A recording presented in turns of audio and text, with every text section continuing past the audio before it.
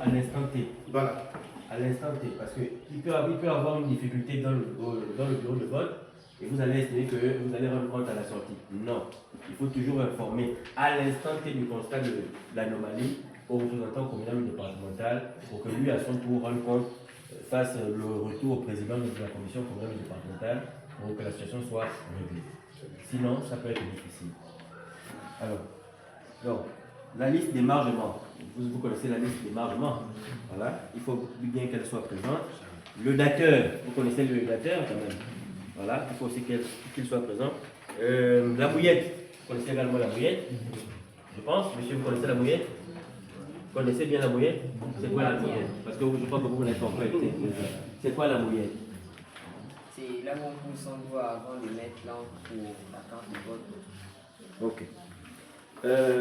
L'encreur et l'encre indélébile, vous connaissez, ça doit être présent, et vérifier aussi l'éclairage de la salle, qui doit être effectif. Donc, je pense que c'est pourquoi on dit que le contrôleur doit être présent au même moment que le président du bureau de vote, sinon au même moment que le bureau de vote.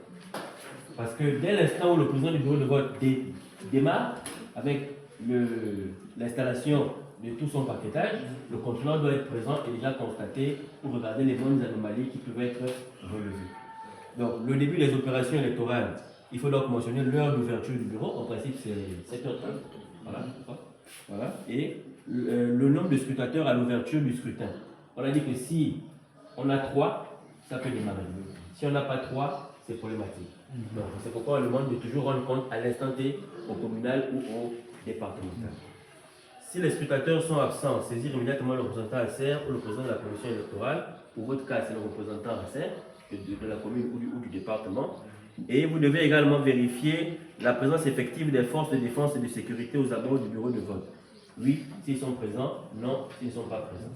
Mais les forces de défense et de sécurité ne doivent pas entrer dans le bureau de vote. Ils restent aux abords du bureau de vote. Leur place, c'est aux abords et non dans le bureau de vote.